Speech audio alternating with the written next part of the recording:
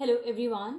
आज के इस लेक्चर में हम प्रूफ देखेंगे कि between any two real numbers there lie an infinite number of rational number. ठीक है कि सपोज करो ये ए एंड बी दो रियल नंबर्स हैं, तो इनके बीच में infinite number of rational numbers, infinite rational numbers होंगे। ओके, तो इस चीज़ को हम प्रूफ कैसे करेंगे? लास्ट वीडियो में मैंने आपको Archimedean property of for real numbers जो है हमने डिस्कस किया था। तो उस प्रॉपर्टी का बहुत यूज़ है, इसमें काफ़ी इम्पॉर्टेंट रोल है। मैंने ऑलरेडी ये डिस्कस कर चुका है लास्ट लेक्चर में, तो आप पहले उसे देख सकते हैं, उस वीडियो को देख सकते हैं, तभी आपको अच्छे से समझ में आएगा। यहाँ पर ए और बी जो कॉन्सेप्ट हम यूज़ करने वाले हैं इसको प्रूफ करने के लिए, वो बेसिकली इस तरीके से होगा कि सपोज करो ए और बी के बीच में मुझे नंबर मिल जाता है। ठीक है, एक रैशनल नंबर मिल जाता है। Let it be C. फिर क्योंकि जो रैशनल नंबर्स हैं वो खुद भी एक रियल नंबर होते हैं, तो सिमिलरली जैसे मैंने ए और बी के बीच में एक रैशनल नंबर निकाला, वैसे ही मैं ए और सी के बीच में भी एक रैशनल नंबर निकाल दूंगी। देन वो जो होगा, वो आपको जो रैशनल नंबर मिलेगा वो भी एक रियल ही नंबर होगा। देन अगेन उसी प्रोसेस को बार बार रिपीट करते हुए हमें दो रियल नंबर्स के बीच में बार बार एक रैशनल नंबर मिलता जाएगा। और इसी तरीके से हम ये प्रूव कर सकते हैं कि हमें इनफाइनाइट रैशनल नंबर्स मिल सकते हैं। Let us start. First of all हम क्या करेंगे, लेट ए और बी दो रियल नंबर्स लेंगे, क्योंकि हमें दो रियल नंबर्स के बीच में प्रूफ करना है, तो हमें सबसे पहले क्या करना होगा, दो रियल नंबर्स लेने होंगे। किस तरीके से हमने ये रियल नंबर्स लिए हैं? एक जो ए है वो सपोज करो हमने बी से छोटा ले लिया। ठीक है, तो इसको इस तरीके से भी लिख सकते हैं कि जो बी है वो ग्रेटर है। इस ए को इस साइड शिफ्ट करूंगी तो B minus A, this will be greater than 0। इन दोनों का जो डिफरेंस होगा उस डिफरेंस को मैंने मान लिया डेल्टा। ठीक है, and this will be greater than 0। यहाँ पर वेयर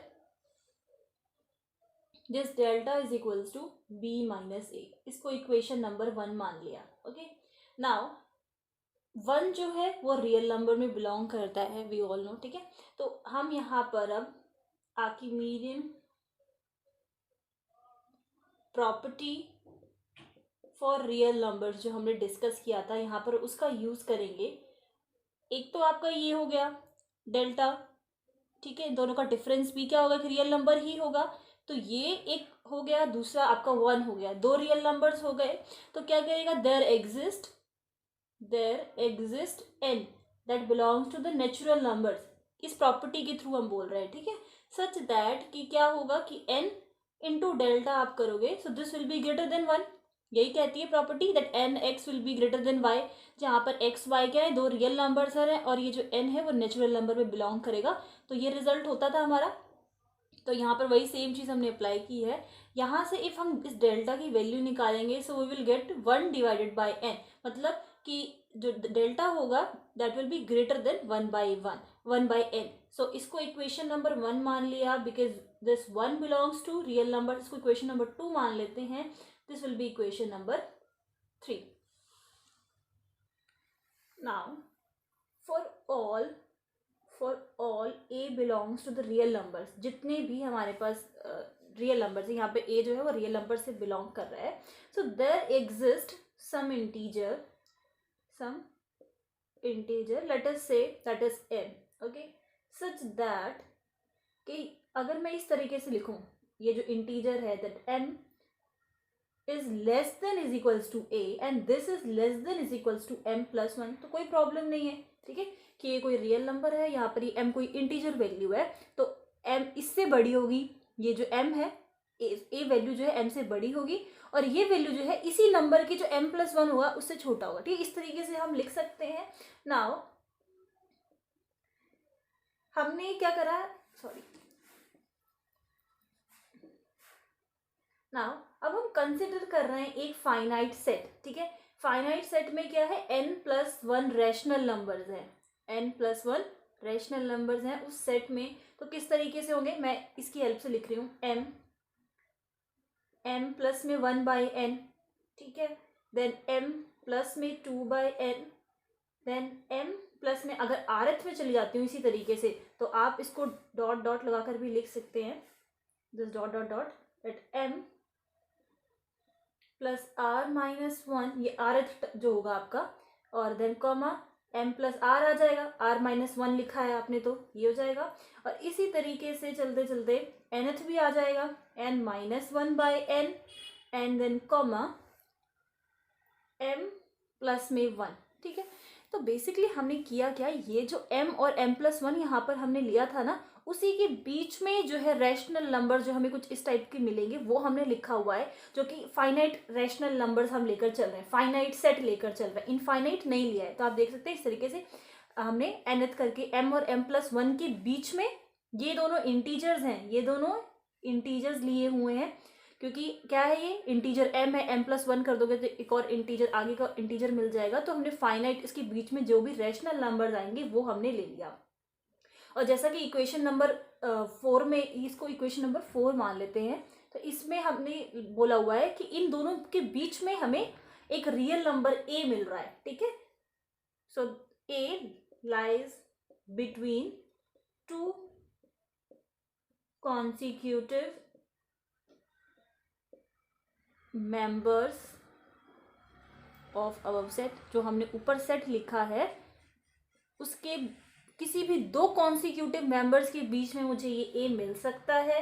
तो m प्लस, क्योंकि इक्वेशन नंबर 4 आप लिख सकते हो from equation number 4, so m plus r minus 1, हमने क्या करा, ये rth टर्म लिया है, ये जो rth है ना ये वाला टर्म लिया है जो इसके बीच में होगा, ये इस तरीके से हमने लिख दिया। ठीक है, वह अगर इस r की वैल्यू बोली जाए तो इस तरीके से है, n से छोटी है और यहाँ 1 से बड़ी है, क्योंकि rth हम जो लेते हैं, अगर हम इंटरवल्स भी बनाते हैं तो हम जो rth बीच में लेते हैं ना, वही उसी सेम तरीके से हमने यहाँ पर लिया हुआ है। तो किसी भी दो कॉन्सिक्यूटिव मेंबर जो लगातार आ रहे हैं, जो दो मेंबर्स, उनके बीच में कहीं a लाई करेगा, क्योंकि इक्वेशन नंबर 4 में हमने ऐसा ही लिखा हुआ है, कहीं ना कहीं तो लाई करेगा ही, इसलिए हमने rth टर्म लेकर लिखा हुआ है, क्योंकि कहीं भी करेगा तो फिर r की वैल्यू जो है उसी के अकॉर्डिंगली चेंज हो जाएगी। सो फ्रॉम इक्वेशन नंबर, इसको इक्वेशन नंबर 5 मान लेते हैं, तो अब हम इसका यूज कर पाएंगे इस तरीके से। फ्रॉम इक्वेशन नंबर 5 हम क्या कह सकते हैं, that m plus r minus 1 divided by this. ठीक है, यहाँ से ले लिया इस पोर्शन को, m plus r minus 1 this, दोनों तरफ अगर मैं 1 प्लस n जो है वो ऐड कर दूं तो ये इस तरीके से आ जाएगा। यहाँ पर इसको सॉल्व कर सकते हैं इन दोनों टर्म्स को, so I will get m plus, यहाँ पे आ जाएगा r by n, this will be less than a plus में दिस। ठीक है, इसको इक्वेशन नंबर 6 मान सकते हो, या फिर जो भी इक्वेशंस नंबर मैंने यहाँ पर दिए हैं आप अपने अकॉर्डिंगली ले लेना, जिसका यूज अगर बाद में हो रहा है, अदरवाइज उन इक्वेशंस को हटा देना। अब इक्वेशन नंबर 2 में हमने क्या लिखा था, दिस डेल, from equation number 2, from equation 2 हमने लिखा था ये जो डेल्टा की वैल्यू है दैट इज b माइनस ए। ठीक है, और ये जो डेल्टा की वैल्यू थी वो किससे ग्रेटर थी, 1 बाई n से, from equation number 3, this was 1 and 3। Okay, so this implies that this b, इसको इधर शिफ्ट कर देते हैं तो a प्लस में 1 बाई n आ जाएगा। ठीक है, so this implies that a plus में 1 बाई n, मतलब इसी को रीअरेंज करके इस तरीके से लिख दिया, इसको इक्वेशन नंबर 7 दे दिया। नाउ फ्रॉम 5, 6 एंड 7 से हमें ये पता चलता है दैट a जो है वो लेस देन है m plus r by n से, a की जो वैल्यू है वो इससे लेस है, तो अभी हमने इसका यूज किया था, अब हमने इसका यूज किया है, and this is less than a plus में 1 बाई n। इक्वेशन नंबर 6 से आप देख सकते हैं, और ये जो a प्लस, ये जो वैल्यू है यहाँ पर ये आ गया, ये जो वैल्यू है वो इससे लेस है, और ये जो वैल्यू है वो b से लेस है। ठीक है, तो इस तरीके से हमने लिख दिया। नाउ अब इसका यूज करते हुए हम इस तरीके से लिख सकते हैं that this a is less than m plus r by n and this is less than b। Okay, यहाँ पर इसको इक्वल भी लगा सकते हो। तो ये बेसिकली ये टर्म हटाकर इधर और ये वाली वैल्यू लिख दी है। अब ये जो है इसको हमने r1 दे दिया, सो a is less than r1 मान लेते हैं, या यहाँ से ये हटा दो। ठीक है, तो ये हो जाएगा आपका r1 और ये less than b, where this m plus r by n को हमने r1 के इक्वल दे दिया है, क्योंकि हमने ये जो m+r/n जो है, ये सारे जो हमने फाइनाइट सेट बनाए थे, वो सारे फाइनाइट सेट किसके थे? रैशनल नंबर्स के थे। तो ये क्या है? This belongs to a rational number. तो यही चीज़ हमें प्रूव करनी थी कि ये a और b जो दो रियल नंबर्स हमने लिए हैं, उसके बीच में हमें एक रैशनल नंबर मिल गया। ओके, यही चीज़ हमें प्रूव करनी थी। इसीलिए हमने फाइनाइट सेट लिया था, जो ये m+1 ये लिया था ना, इसके और इन दोनों इंटीजर्स के बीच में हमने क्या किया था? z लिख लेते हैं। तो हमने क्या किया था? एक फाइनाइट सेट बनाया था रैशनल नंबर्स का। ओके, तो फाइनाइट था, इनफाइनाइट नहीं था वो। तो उसी की हेल्प से आप देख सकते हो कि मुझे ये मिल गया, इसी वजह से मैंने इसको हटा दिया, ये जो वैल्यू है डायरेक्टली इसको लिखा है। तो और इसी प्रोसेस को हम रिपीट करेंगे, क्योंकि नाउ दिस r1 जो है that belongs to a rational number is also a real number. तो अब हम क्या लेट कर सकते हैं? इस a और r के बीच में, अब ये जो a है ये आपका रियल नंबर हो गया, r1 भी अब आपका रियल नंबर हो गया। तो इन दोनों रियल नंबर के बीच में, जैसा कि मैंने अभी प्रोसेस किया, उसी के हेल्प से मैं एक और रैशनल नंबर बीच में निकाल सकती हूँ। a और r1 के बीच में हम फाइनाइट सेट ले लेंगे, उसके बीच में जैसे अभी हमने पूरा प्रोसेस रिपीट करा ना, एग्जैक्टली उसी तरीके से। तो बेसिकली लिख सकते हो, by repeating this same process we will get r2 and r2 is a rational number then again which is also a real number. तो इन दोनों के अब यहाँ पर a और r2 जो है अब आपके रियल नंबर बन गए, और इसके बीच में अब आपको कोई भी रैशनल नंबर मिल सकता है, एंड सो ऑन। तो इस तरीके से आपको इनफाइनाइट रैशनल नंबर मिलेंगे किसमें? किसी भी दो between any two real number. Okay, so this is how you can prove. I hope आपको ये अच्छे से समझ में आ गया है, बट इफ किसी भी स्टेप पे कोई डाउट है तो आप लोग पूछ सकते हैं। And thank you.